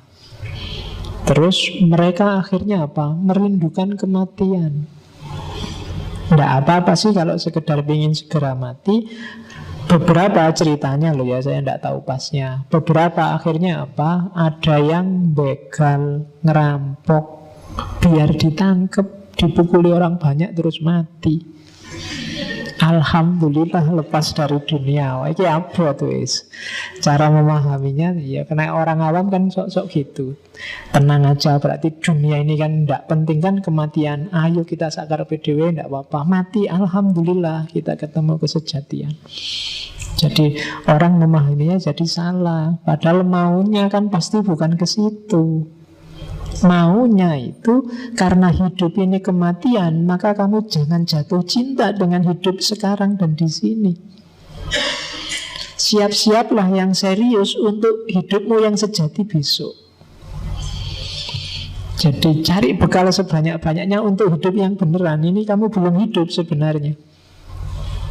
Kamu gak sadar aja. Itu kan sama kayak Ghazali yang di salah satu kitabnya tiba-tiba bilang, akal itu tidak mesti lo ya. Jangan-jangan yang sekarang kamu anggap hidup tiba-tiba bukan. Buktinya apa? Mimpi. Waktu kamu mimpi itu kan seolah-olah beneran. Pagi-pagi bangun, alah cuma mimpi kemarin itu. Sopo ngerti hidup ini juga begitu. Begitu besok kamu meninggal, terus bangkit lagi. Alah ternyata yang kemarin itu enggak kayak kamu nganggap mimpi. Hidup ini juga jangan-jangan besok kamu merasa begitu. Mimpi ya ternyata. Ngapain kalau mimpi kemarin begitu susahnya jungkir balik, gegeran, tawuran, cuma mimpi aja kok. Seserius itu kita. Nah itu kan Ghazali nyindirnya begitu. Jadi ya makanya hidup ini kematian, katanya Siti Jenar. Jangan dianggap terlalu serius. Apapun yang terjadi, baik kenikmatan atau kesedihan. Ya, itu harusnya surga dan neraka. Tapi saya tidak tahu. Mungkin Windowsnya agak error jadi neraka dan neraka. Ya, itu aku loh. Mungkin ada hal yang tidak terlihat. Jadi kalau ada yang mendakwahkan, memamerkan surga dan mengancamkan neraka, katanya Siti Jenar, neraka dan surga itu ya sekarang di dunia ini.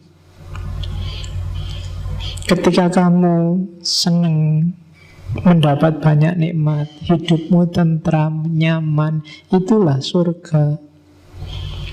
Kalau hidupmu kacau, uang tidak punya, hidup sengsara, kebutuhan gak tercukupi, pacar gak dapet-dapet, itulah neraka. Jadi gak usah ya, gak usah pusing-pusing. Nunggu besok lah kalau masuk surga. Surgamu itu bisa ketemu sekarang, nerakamu juga bisa ketemu sekarang. Kuncinya apa? Batinmu. Nggak ada hubungannya sama fisik. Ada loh yang nggak punya apa-apa, apalagi mikir pacar buat makan aja dia, tapi batinnya tenang. Itulah surga.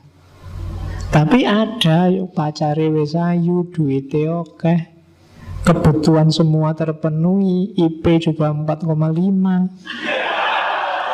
misalnya. Tapi sumpek terus, pengen inilah, pengen itulah, gak ada habisnya. Itu neraka.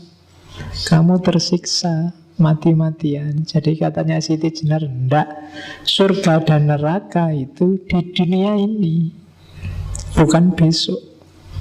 Jadi carilah surgamu, carilah nerakamu. Gak usah amal baik, besok kita ketemu surga. Kalau amalmu memang benar-benar baik, ikhlas lillahi ta'ala, lahir batin, kamu akan ketemu surga sekarang, tidak nunggu besok.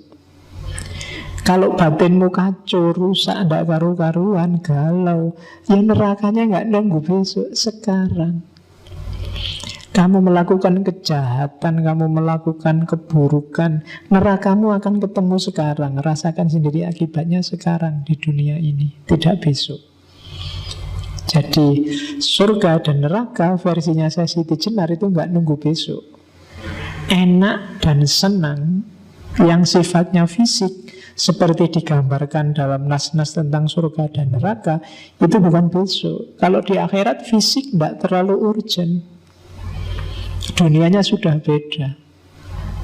Jadi surga neraka yang digambarkan agak vulgar di Al-Quran itu kan isinya kenikmatan duniawi, makan makanan, bidadari, itu kan sebenarnya kenikmatan duniawi yang sekarang juga bisa kita dapatkan. Kalau uangmu banyak, kamu ke hotel bintang 5, itu ya mirip-mirip gitu aja, butuh apa-apa datang. Bidadari sak kapoke kalau uangmu cukup. Kamu mau pesen berapa, gonta-ganti semalam 7 kali juga bisa. Gambarannya kan mirip kayak gitu. Maka bagi saya Siti Jenar enggak nunggu masa di akhirat kayak begitu. Itu semacam pancingan. Setiap muslim tetap rumusnya inna lillahi wa inna ilaihi, dari Allah menuju Allah. Untuk level tertentu memang surga dan neraka penting untuk mengarahkan hidup. Sama kayak anak kecil tadi, biar mau sholat dikasih hadiah. Nanti kalau sholatnya lengkap, bisa hafal Quran, tak kasih gini loh. Itu kan untuk menarik mereka ke situ. Setelah di situ ya sudah, dia merasakan hakikatnya, kesejatiannya. Surga dan neraka nggak penting lagi. Tuh. Kalau surga neraka dengan gambaran persis fisikal itu, sekarang kita juga bisa merasakan, nggak usah nunggu besok. Nah, itu tentang surga dan neraka. Oke, ini pandangannya selanjutnya. Syukur kalau saya sampai tiba di alam kehidupan yang sejati. Jadi ini kan ketika Siti Jenar diancam, sudahlah kalau kamu terus-terusan ajaran kayak gini kamu sebarkan, ya resikonya kamu akan dihukum. Eksekusinya ya mesti mati karena kamu dianggap murtad, ajaranmu keluar dari mainstream.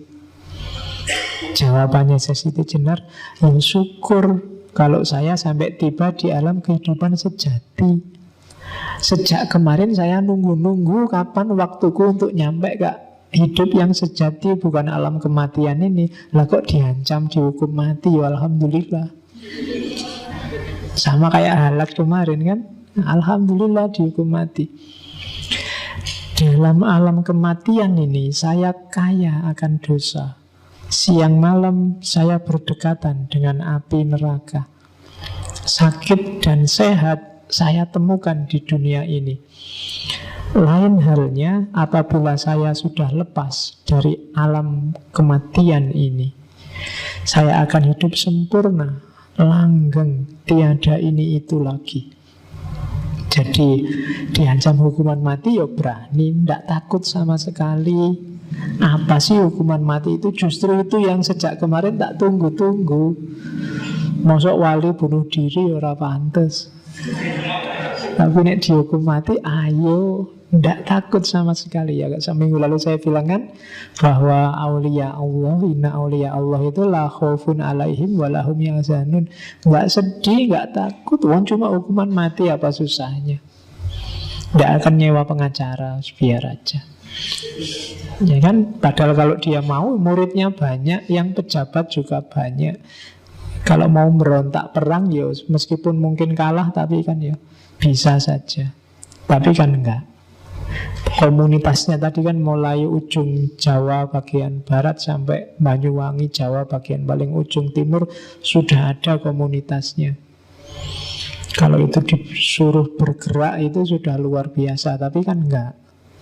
Ngapain sih sibuk banget di dunia, wong dunia ini alam kematian. Jadi Syukurlah kalau aku mau dihukum mati, itu tak tunggu-tunggu, aku tidak akan takut. Cuma kemudian ada versi yang bilang Syekh Siti Jenar tidak dieksekusi, tapi dia melepaskan sendiri nyawanya. Mirip kayak cerita di Buddha, muksa. Jadi muksa itu nggak dibunuh, nggak diapain, ya sudah, sekarang sudah saatnya pergi, begitu saja. Dan itu kalimat yang indikasinya ke sana itu ada di salah satu serat. Jadi katanya Siti Jenar waktu ditantang, menduakan kerja bukan watak saya. Siapa yang mau mati? Dibalik loh ya, kalau Siti Jenar ngomong mati itu maksudnya siapa yang mau hidup.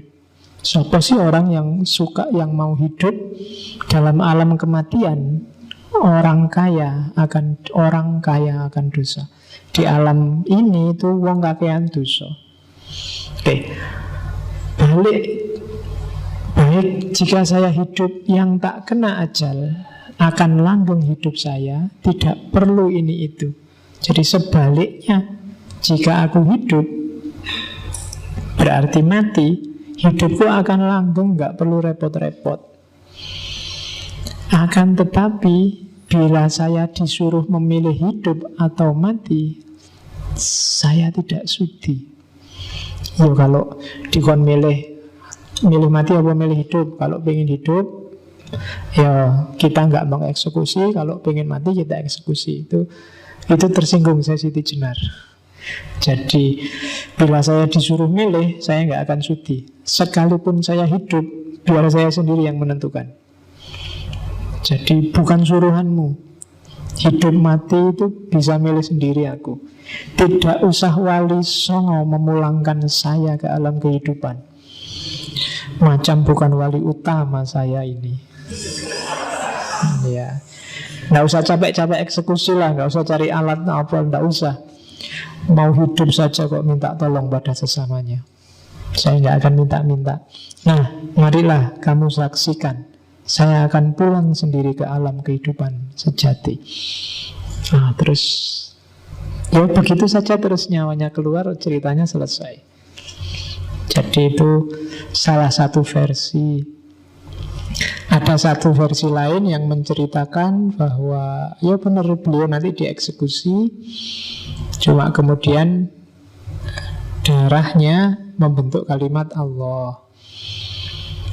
Kemudian ada cerita lagi, mayatnya kemudian dibawa ke Demak, di tengah jalan disemayamkan di satu masjid, terus ditutupi. Malam-malam para wali melihat dibuka, terus bercahaya, baunya wangi. Ini terus mereka takut. Ini kalau masyarakat tahu, semakin diidolakan Syekh Siti Jenar. Akhirnya mayat yang bercahaya dan berbau wangi itu disuruh disingkirkan. Kemudian diganti dengan anjing. Jadi terus pagi-pagi banyak orang datang, terus dibilang, coba dilihat, itulah perilaku orang yang sesat dan murtad. Begitu dibuka, oh ternyata isinya anjing. Ada juga, jadi versinya banyak. Saya bilang tadi, banyak cerita-cerita, banyak mitos-mitos. Ada sebabnya kenapa mitos-mitos itu dibikin. Tapi kalau saya, ya sekacaunya para wali songo, sesuai makom spiritualnya, nggak mungkin lah melakukan tindakan keji semacam itu. Jadi itu cerita-cerita yang dibikin belakangan. Saya ambil satu pengetahuan, wong ini ngaji filsafat ya. Jadi tentang pengetahuan, Syekh Siti Jenar mirip kayak Ghazali. Dia tidak percaya panca indera sama akal. Jadi panca indera sama akal itu bisa menipu. Apalagi panca indera, yang kelihatan bagus bisa jelek, yang kelihatan jelek bisa bagus. Oke, panca indera itu misalnya minum.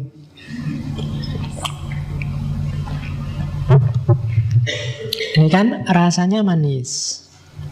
Cuma Kalau setelah ini aku minum air putih biasa yang rasanya nggak manis, air putih biasa ini rasanya agak manis sekarang. Karena lidahku terlanjur kena teh yang manis. Itu panca indera. Gampang sekali ketipu. Apalagi gunung itu kamu lihat dari jauh kelihatan kan biru halus gitu. Begitu kamu mendekat, wow, geronjal-geronjal. Banyak jurangnya, banyak tikungannya, banyak tumbuhannya. Jadi kalau ada orang dari jauh kelihatan mulus, dari dekat wah geronjal-geronjal, berarti tipe gunung. Jadi wajahnya dari jauh mulus, dari dekat banyak tanjakan dan turunannya. Oke. Nah, itu panca indera, gampang ketipu. Bau juga begitu, lidah juga begitu. Jadi panca indera tidak dapat dipakai sebagai pedoman hidup. Jadi enak dan tidak enak fisikmu itu bukan kebenaran yang sejati. Akal juga begitu. Pikiran, angan-angan, dan kesadaran yang berasal jadi panca indera juga begitu. Akal itu bisa gila, bisa sedih, bisa bingung, bisa lupa, bisa tidur, bisa tidak jujur. Jangan dikira akal itu kan kamu selalu bilang yang belajar filsafat rasional, Pak, rasional. Iyalah, rasional itu proses kerjanya.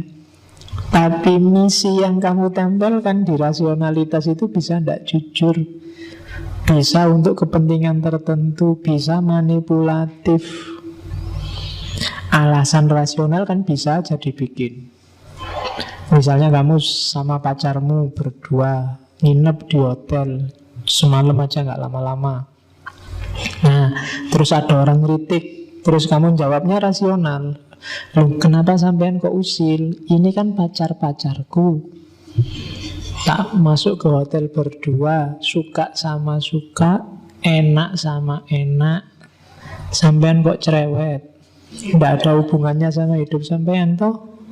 Kalau seandainya ada resikonya apa, resiko jelek apa, kan kita siap nanggung-nanggung sendiri. Sampean tidak usah usil deh. Loh, itu kan rasional.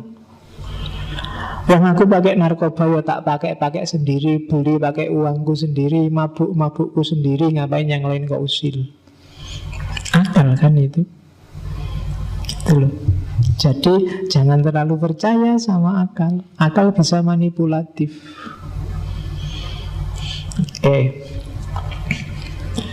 Termasuk nas yang dimanipulasi. Karena nas itu kan gak bunyi. Yang membunyikan nas itu kan akal. Makanya nas itu kan selalu ketika berhadapan dengan manusia bentuknya berubah jadi tafsir. Sehingga lahir banyak sekali tafsir, banyak sekali kitab-kitab tafsir, banyak sekali tokoh-tokoh mufassir sesuai versi kapasitas akalnya masing-masing. Maka jangan percaya sama akal, jangan terlalu percaya sama panca indera. Yang disarankan oleh Siti Jenar adalah intuisi, pengalaman langsung, laku. Jalani, rasakan sendiri. Kalau bahasanya Nabi Muhammad, ya tanyakan hatimu deh, benar dan salah. Kalau ditanyakan akal, ya yang sesuai kecenderunganmu pasti kamu anggap benar. Tapi coba deh, hatimu ditanyain, pengalaman nyatamu, faktualmu ditanyakan, intuisimu disuruh tajam. Ya biasa, ini epistemologi yang ada di hampir semua sufi. Jadi epistemologi intuisi. Kapan-kapan kita dalami itu. Terus yang keras dikritik oleh Syekh Siti Jenar adalah kelompok santri dan ulama. Makanya mereka nanti disebut kelompok abangan. Jadi menurut Siti Jenar, ulama dan santri itu hanya levelnya sembah rogo, hanya level fisik yang diopeni. Halal haram, mubah makruh, ngopeni fisik. Padahal tugas manusia yang lebih utama itu adalah kemuliaannya. Padahal Nabi diutus liutamima makarimal akhlak, moralitasnya, batinnya. Sementara para ulama, para santri, katanya Siti Jenar, sibuk dengan dogma, sibuk dengan rayuan surga dan ancaman neraka. Padahal surga dan neraka itu kan hidup kita sehari-hari. Itu yang bikin umat jadi terkungkung dan tergantung pada ulamanya. Karena yang paling ngerti tentang syariat ya ulamanya. Jadi jebakannya di situ. Akhirnya apa? Santrinya tidak bisa menomorsatukan Allah. Yang jadi nomor satu ulamanya, kiainya. Yang diminta fatwa halal haram, ulamanya, kiainya. Bahkan kamu tanya ke kiaimu, Pak Yai, saya kira-kira masuk surga apa enggak? Ya kiai ini yang ditakoni. Dan kamu izinkan mereka untuk memvonismu masih muslim, apa sudah murtad, apa sudah kafir, besok kamu masuk neraka apa enggak. Dan ini yang jadi sumber kritiknya Siti Jenar. Jadi relasi ulama santri itu tidak ada bedanya dengan relasi raja dan rakyat, kawulo dan gusti yang terpisah, yang hierarkis, satu di atas, satu di bawah. Dan ketika ada hierarki, itu berarti tauhid tidak bisa 100%. Ada sesuatu selain Allah yang diposisikan di atas. Kalau dalam bahasa hadis, yang di atas itulah namanya zalim, yang di bawah namanya mazlum. Dan Nabi wanti-wanti, unsur akhoka zoliman au mazluman. Jadi jangan mau ada hierarki dalam hidup kita. Itu pesannya Siti Jenar. Pesannya egaliter. Apakah itu ulama sama santri, pemerintah sama rakyat, termasuk dosen sama mahasiswa, termasuk dosen sama rektor, termasuk rektor sama menteri, termasuk menteri sama presiden. Jangan ada hierarki.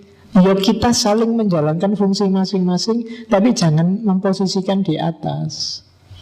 Jadi orang yang menindas atau merelakan dirinya ditindas, itu sama-sama bukan muwahhid. Nah, duduk persoalannya di situ. Itulah kenapa Siti Jenar melakukan gerakan besar dengan gerakan lemah abangnya. Bikin pusat-pusat pendidikan masyarakat untuk egalitarianisme. Tentang kewalian, sebenarnya agak panjang, tak potong sedikit. Jadi kenalilah sendiri guru-gurumu. Hati-hati, jangan suka meremehkan orang yang ada di sekelilingmu. Siapapun dia, siapa tahu dia kekasihnya Allah, para walinya Allah. Jadi tapi dia sendiri kelihatannya nggak, ya enggak, memang wali yang sejati kadang malah nggak ngerti kalau dirinya wali.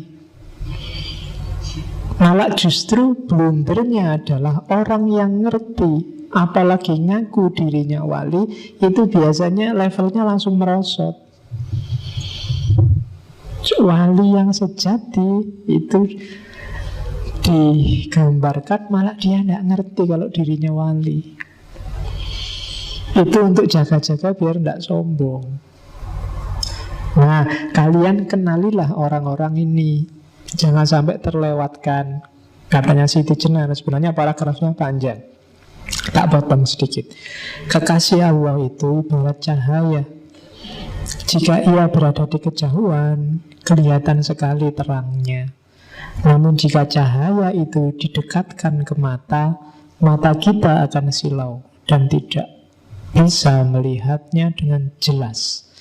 Semakin dekat cahaya itu ke mata kita, maka semakin mata kita buta, tidak bisa melihatnya.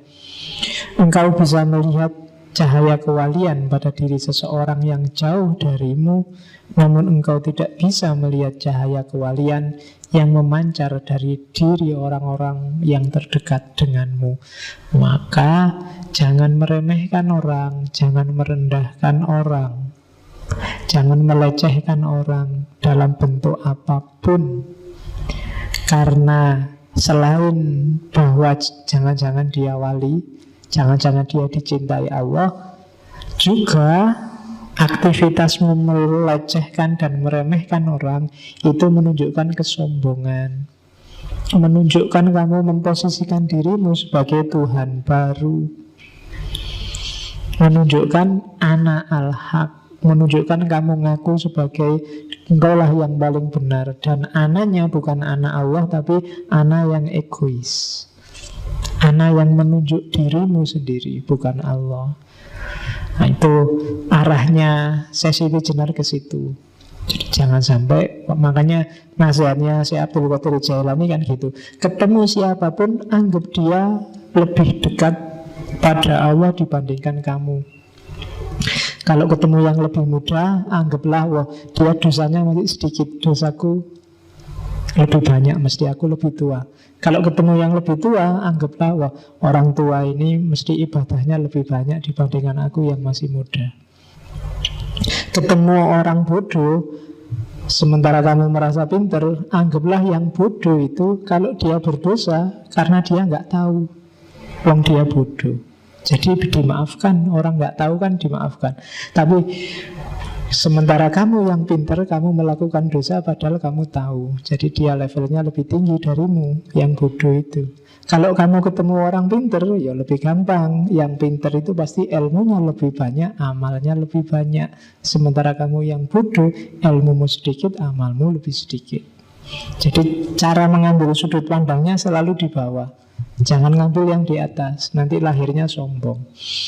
Itu ajarannya Syekh Abdul Qadir Jailani. Kapan-kapan kita bedah beliau. Oke, terus terakhir, masih ada lagi. Jadi ini politiknya. Kemarin juga yang Al-Halaj kita lihat politiknya.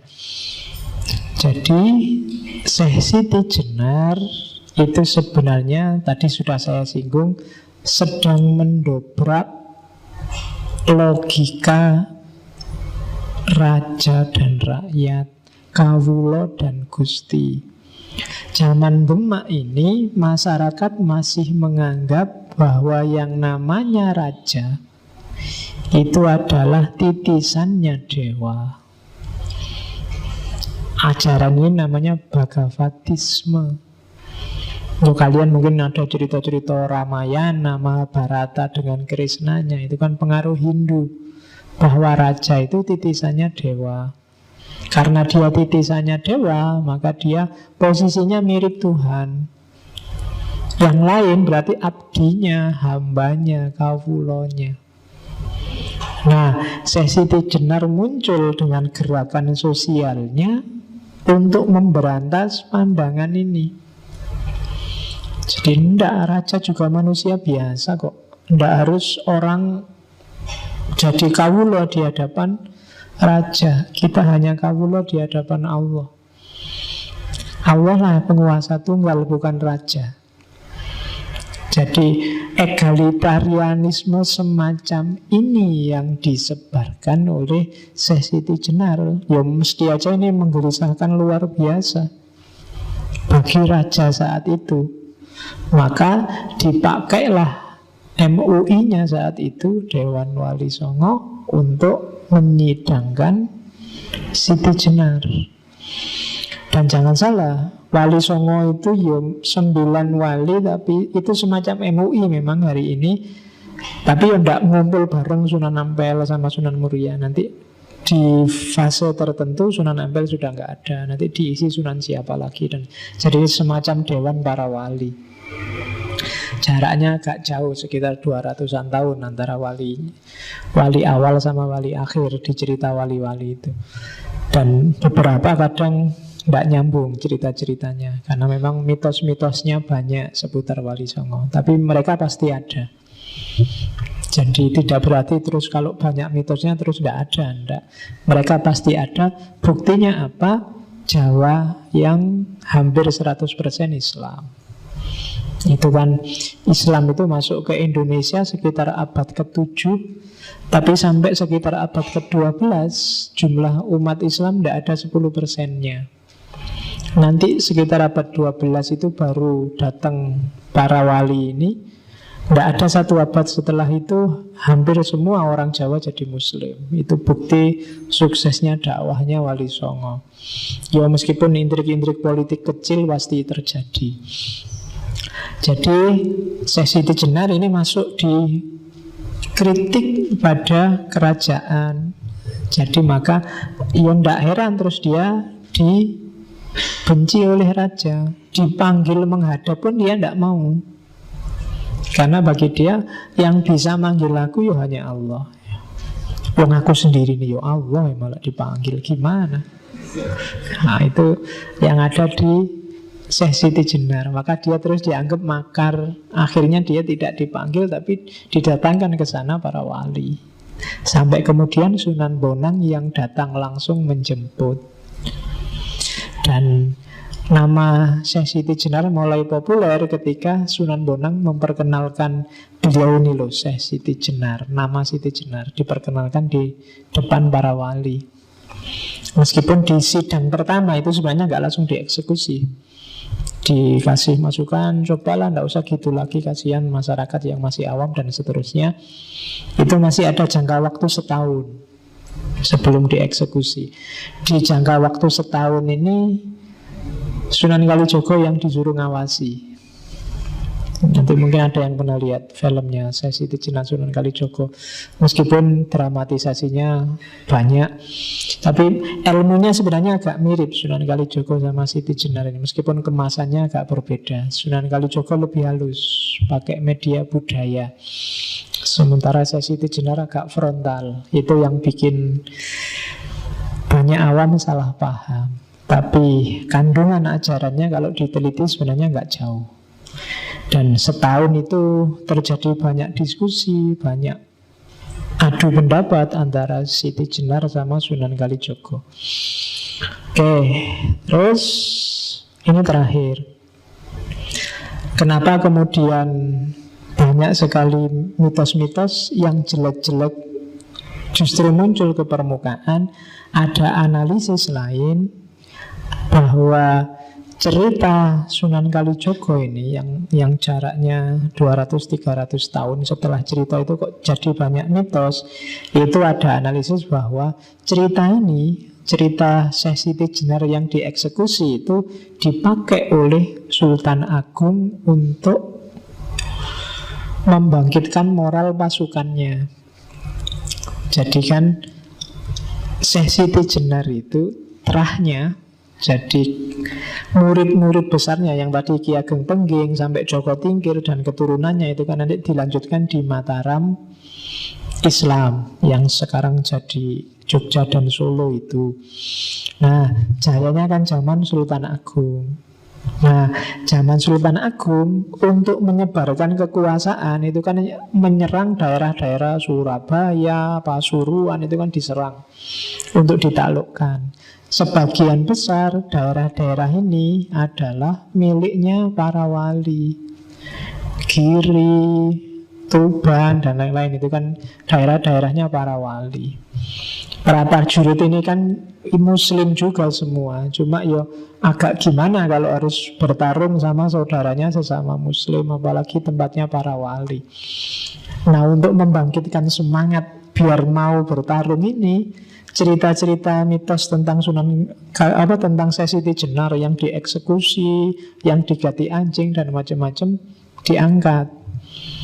Dengan cerita ini pasukan Mataram yang pedalaman ini kan agak panas ini.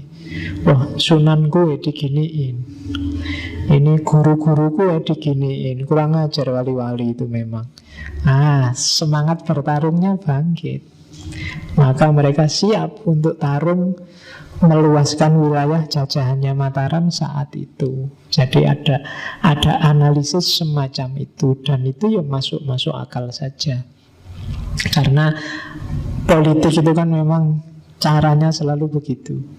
Ya kayak gimana Orde Baru memanfaatkan mitos PKI, gimana zaman Soekarno memanfaatkan mitos revolusi dan yang sejenisnya, gimana zaman reformasi memanfaatkan mitos demokrasi dan jadi macam-macam, mitosnya banyak.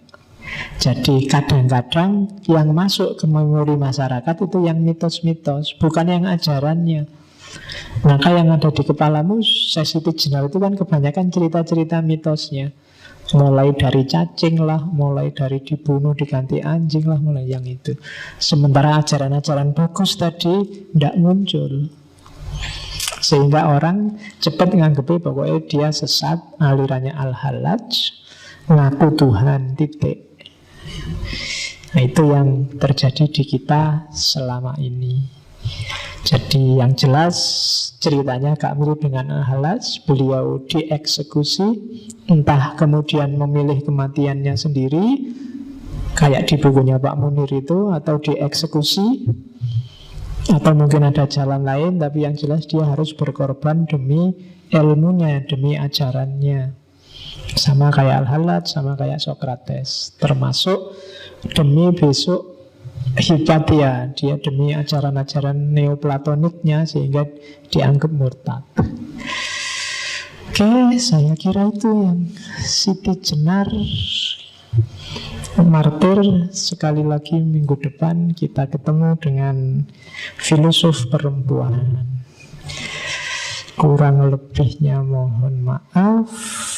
Wallahu a'lam bishawab, wallahul muwaffiq. Wassalamualaikum warahmatullahi wabarakatuh.